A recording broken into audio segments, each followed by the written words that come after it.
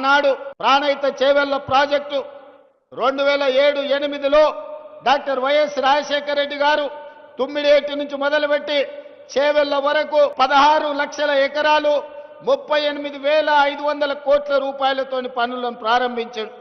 దానికి కాక వెంకటస్వామి గారు డాక్టర్ బాబాసాహెబ్ అంబేద్కర్ గారి పేరు పెట్టాలి, ఆదిలాబాద్కు నీళ్లు ఇవ్వాలని ఆనాడు కాక వెంకటస్వామి గారు ప్రయత్నం చేస్తే వైఎస్ రాజశేఖర రెడ్డి గారు డాక్టర్ బాబాసాహెబ్ అంబేద్కర్ ప్రాణహిత చేవెళ్ల ప్రాజెక్టును పనులు ప్రారంభించడమే కాకుండా ఆదిలాబాద్కు నీళ్లు ఇవ్వాలి అని వందలాది కోట్ల రూపాయలు ఖర్చు పెట్టి ప్రాంతంలో పనులు చేసిండ్రు. కానీ తెలంగాణ రాష్ట్రం వస్తే ఈ ప్రాజెక్టులు వేగంగా పనులు అవుతాయి, మీకు నీళ్లు వస్తాయని మేము అనుకున్నాం. పాపం ఒక పెద్దాయన రూపంలో మీకు దయ్యమై పట్టిండు, మీ ప్రాజెక్టును కాలగర్భంలో కలిపిండు.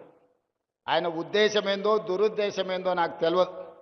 పేరు మార్చిండు, ఊరు మార్చిండు, అంచనాలు మార్చిండు.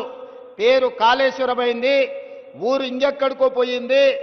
అంచనాలు 1,50,000 కోట్లయినాయి. 10 ఏళ్ళు తిరిగే లోపల 1,00,000 కోట్లు ఖర్చు పెట్టిండు.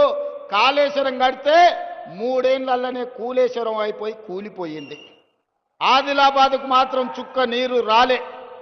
ఆయన ఇంట్లో కనక వర్షం కురిసింది తప్ప మన భూముల్లో బీడు భూముల్లో చుక్క నీరు రాలే.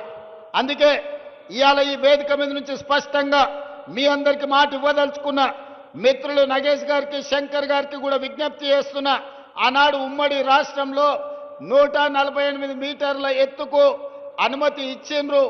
కానీ ఆనాటి ప్రభుత్వం 152 మీటర్ల ఎత్తుకు అనుమతి ఇస్తే ఆదిలాబాద్లో పెద్ద ఎత్తున సాగునీరు అందించొచ్చని ప్రణాళికలు ఉన్నాయి. దానికి కొంత మహారాష్ట్ర ప్రభుత్వం అభ్యంతరం పెట్టింది. ఆ తర్వాతి కాలంలో 150 మీటర్లకు అనుమతి ఇవ్వడానికి సూత్రప్రాయంగా మహారాష్ట్ర ప్రభుత్వం ఒప్పుకున్నది. కానీ తెలంగాణ ప్రభుత్వమే ఆనాడు పెడచెవిన పెట్టింది.